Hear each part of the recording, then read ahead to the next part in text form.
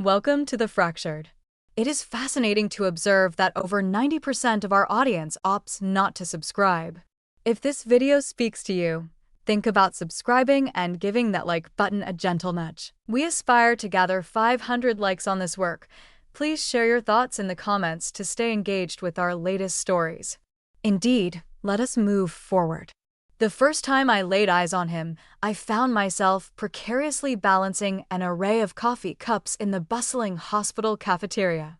The sound of my wedding ring chimed softly against the cardboard carriers as I navigated through the bustling crowd. The rain fell in a steady, unyielding rhythm, transforming the outside world into a confined, almost perilous space.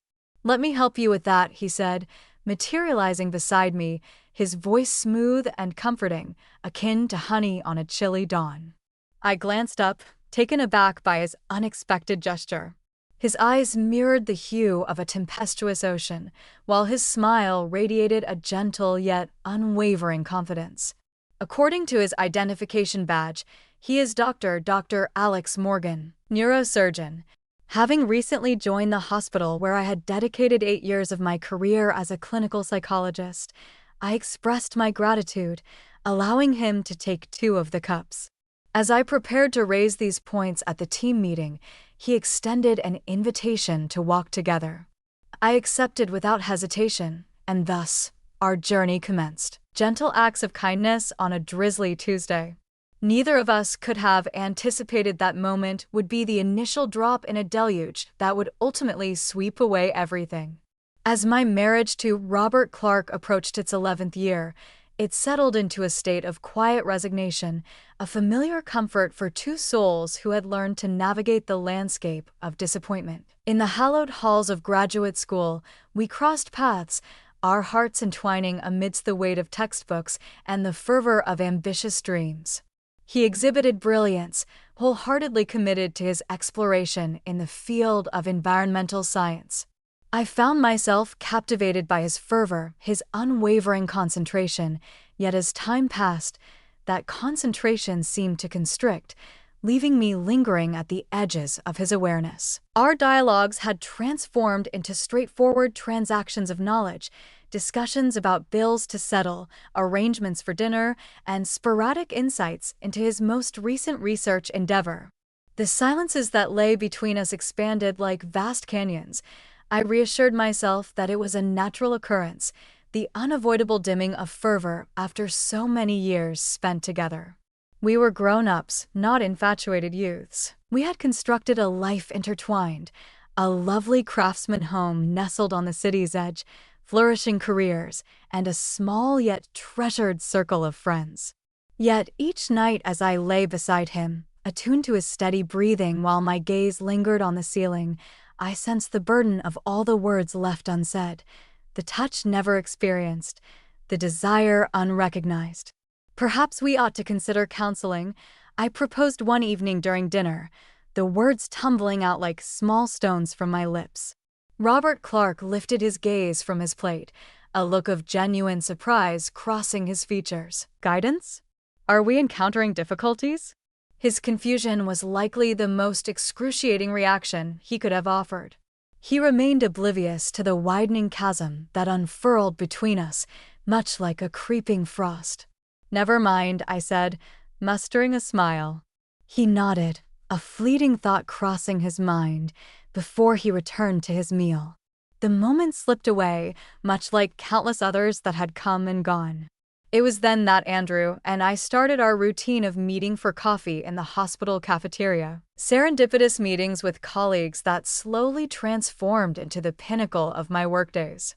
He inquired about my research, recalled specifics I had shared in earlier discussions, and leaned closer as I spoke, as if my words were rare treasures he was eager to capture. He noticed how your eyes sparkled when you spoke of your patients, his fingers absent-mindedly drawing shapes on the table that lay between us one afternoon. "Am I?" I inquired, a wave of self-awareness washing over me. Indeed, he nodded, his gaze locked onto mine. It is a sight to behold. The praise hung in the atmosphere, imbued with significance that neither of us dared to confront. I convinced myself that our friendship was innocuous, a brief escape from the emotional aridity of home, merely that, yet I found myself paying closer attention to my appearance on the days I anticipated seeing him. As I went about my day, I couldn't help but gather a collection of thoughts and observations, each one carefully tucked away, anticipating the moment I could share them with him, each one destined to elicit a smile or ignite a lively conversation. The moment our hands brushed while grasping for the same sugar packet, a surge of electricity coursed through me, so intense it almost stole my breath. We both recoiled swiftly, whispering our regrets while our gazes fell to the ground. In the stillness of the night, he visited my dreams. I awoke next to my husband. The memory of another man's presence stayed with me, a complex weave of shame and desire coiling tightly within my chest. It was at a medical conference in Seattle that the delicate boundaries we had upheld started to disintegrate.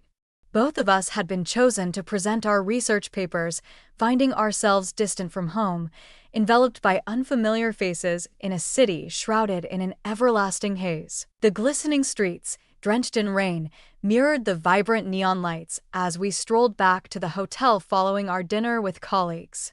The others had drifted away to their rooms, leaving only the two of us in the elevator.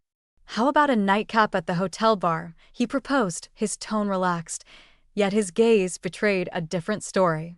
One drink transformed into two. The dialogue unfolded effortlessly, interspersed with laughter and pauses that resonated with unexpressed potential. Our knees grazed each other under the table. I chose to stay put. I ought to find some rest, I finally admitted, even as the notion of sleep lingered far from my thoughts. "Allow me to escort you to your room," he suggested, and once more, I found myself unable to decline. With the key card clutched tightly in my hand, I paused just outside my door. The corridor lay still, the only noise the rhythm of our breaths echoing in the silence. "Emily Sanders," he murmured, a simple utterance that held within it a question, a plea, a caution. I gazed up at him, at the visage that had grown so precious to me in this fleeting moment. "I'm married," I murmured, the phrase serving as both armor and revelation. "I know," he responded, his gaze unwavering as it held mine. "I have made every effort to suppress the emotions I harbor for you." The atmosphere surrounding us felt dense, pulsating with the unspoken tension of a longing that had been restrained for far too long. "We can't," I said, yet I remained still, my hand lingering on the door, hesitating to seek the refuge beyond. "Tell me to leave," he said, stepping closer, so near that I could sense the warmth emanating from his body. "Declare your disinterest, and I will turn on my heel this instant," as the moment hung in the air, precariously poised like a blade's edge. I understood the truth of my commitment, the promises made in vows uttered long ago. I understood the implications of crossing this threshold, the anguish it would bring, and still, I lifted my hand, my fingers gliding over his face, sensing the gentle coarseness of evening stubble against my skin. As my fingers brushed against him, his eyes fluttered shut, a silence filled the room, laced with emotions I struggled to contain. When our lips finally met, it was not with the wild fervor I had envisioned during my quiet reveries. It was soft, nearly sacred, a subtle recognition of the connection that had been developing between us for months. I swung the door open, and he stepped in behind me. That night brought an emotional closeness I hadn't felt in years. It felt as though dormant layers of my being had been stirred from their slumber, ignited by his touch, his words, and the way he gazed at me, as if I were the most captivating entity he had ever come across. In the aftermath, nestled among the disheveled sheets, my head resting upon his chest, I found solace in the steady cadence of his heartbeat, a profound tranquility intertwined with the nascent whispers of unease. "What unfolds next?" he inquired, his hand rested gently on my shoulder, full of unspoken meaning. I hesitated to respond, my gaze fixed on the rain as it carved shimmering trails down the glass. The city lights melded into a watercolor haze beyond the glass. His touch was imbued with a tenderness that made me feel cherished and longed for, yet as the days unfolded, the burden of deceit became increasingly oppressive. I found myself torn, embodying the devoted spouse and esteemed professional on one hand, while on the other, I grappled with the shadow of infidelity. Fear of discovery shadowed my every move, each ring of my phone sending a jolt through me.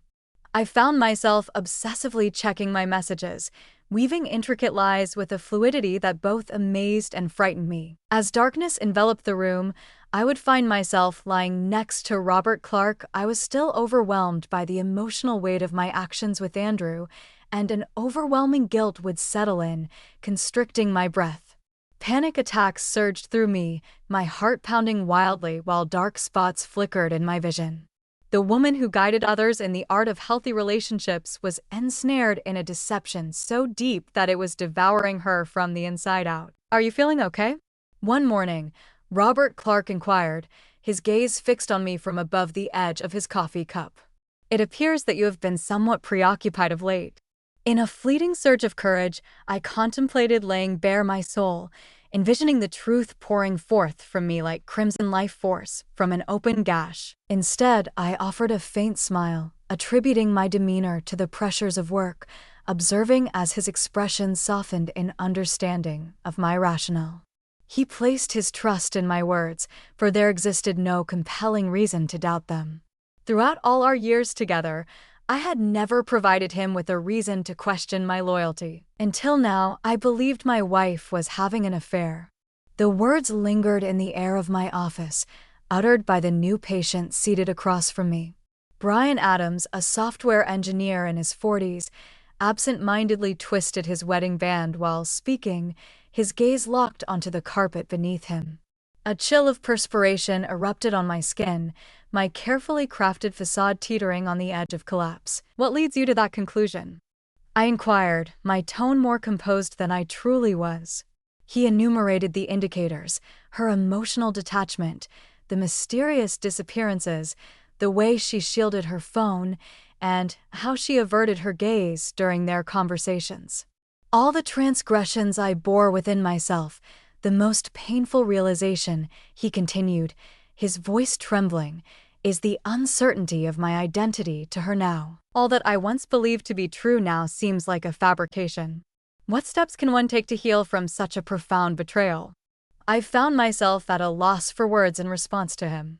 I arranged yet another appointment, my hands quivering as I inscribed in his chart. Once he departed, I lingered at my desk, gazing out the window at the sprawling city beneath me, my own reflections merging with the scene, a woman I could hardly identify anymore. That evening, I reached out to Andrew and brought our affair to a close. On the phone, my voice echoed faintly, as though it were the voice of a stranger. He contended, implored, and ultimately succumbed to fury. "You're making a mistake," he Brian Adamsed. "What we possess is genuine, yet it is unraveling me," I responded, the weight of the truth striking me as if it were a tangible force. "I've reached my limit." I ended the call before he had a chance to reply, switched off my phone, and sank to the bathroom floor, weeping until there were no tears remaining. For a fortnight, I endeavored to reconstruct my existence, to navigate my way back to the woman I once was. I immersed myself in my work, arranged romantic evenings with Robert Clark, and began a yoga practice to soothe my anxious mind.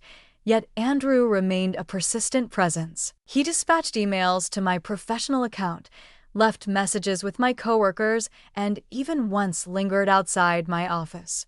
What had once appeared as a charming quest now loomed over him, oppressive and tinged with fear. "Who is it that keeps reaching out to you?" One evening, as I muted my phone for the third time during dinner, Robert Clark inquired. "Merely a challenging patient," I deceived, the taste of bitterness lingering on my tongue. He maintained my gaze for a moment longer than usual, a subtle change flickering in his expression. "If something were amiss, you would confide in me, wouldn't you?"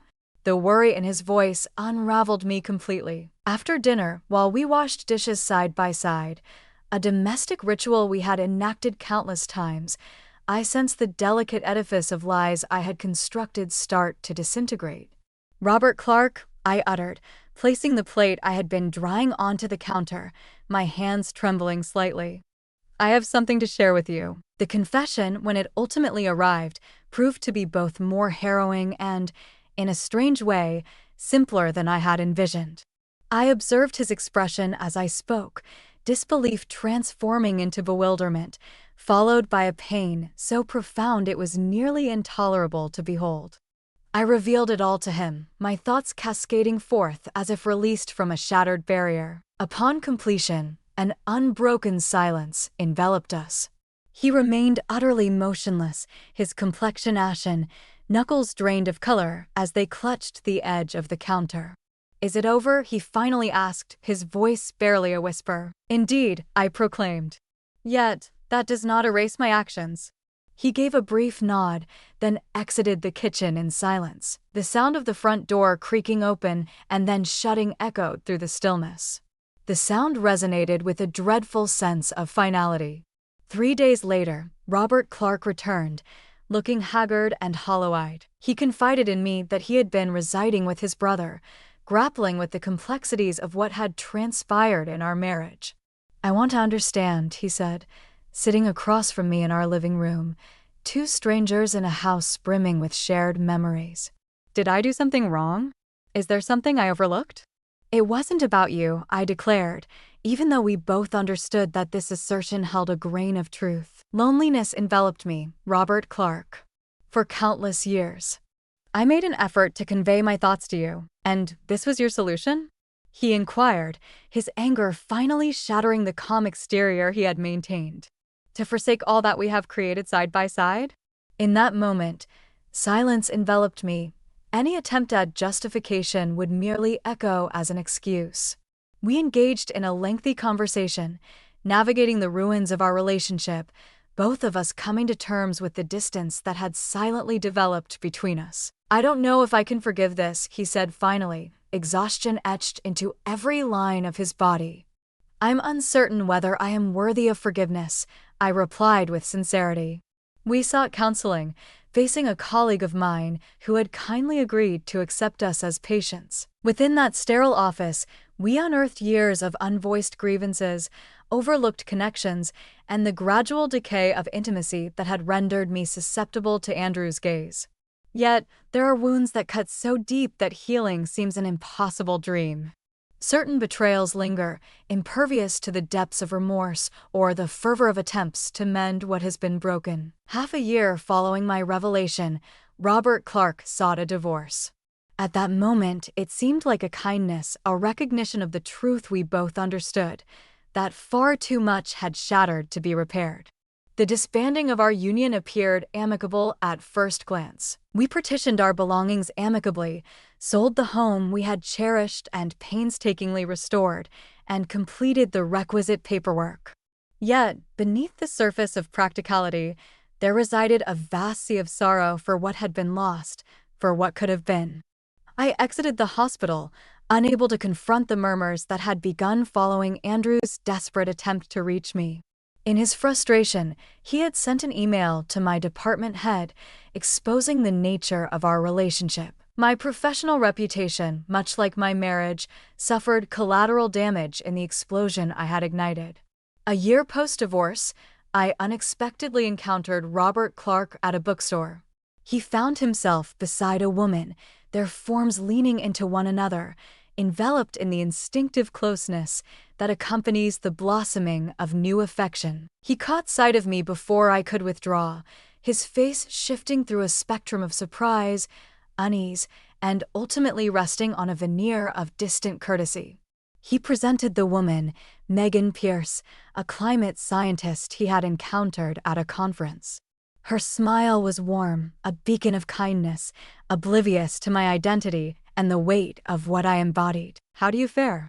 Robert Clark inquired, his words carrying a weight that transcended their apparent simplicity. "I'm merely surviving," I replied, the truest response I could muster. With a renewed sense of purpose, he nodded, a glimmer of understanding reflected in his gaze. "I trust you will discover what you seek." Once they departed, I lingered in the poetry section, my fingers gliding over the spines of volumes brimming with verses on love and loss, betrayal and redemption. 6 months later, the wedding invitation arrived, nestled within a cream-colored envelope, its address penned in Robert Clark's unmistakable handwriting. Within the confines of the envelope lay a handwritten note, bearing the words, "Emily Sanders, I have pondered deeply before deciding to send this. Megan Pierce believes I have lost my mind. Perhaps I am. Yet, I wish to convey that I have discovered tranquility, and I sincerely grace you have as well. The events that transpired between us came perilously close to shattering my very being. Yet, I have come to understand that forgiveness does not entail condoning the past. Rather, it is a conscious choice to prevent it from tainting what lies ahead. You shall forever remain woven into the fabric of my narrative. I wish you discovered joy in your journey, Robert Clark. Though I was absent from the wedding, I made sure to send a gift, a first edition of the poetry book he once gifted me during our student days, a time when our love was fresh and unproven, when we held the conviction that it could endure any challenge. The letter made its entrance on a Tuesday, nearly 3 years to the day since that initial encounter in the hospital cafeteria. The return address was unfamiliar, yet the elegance of the handwriting sent a flutter through my heart. Within the confines lay a newspaper clipping accompanied by a succinct note. The clipping bore the somber news of Dr.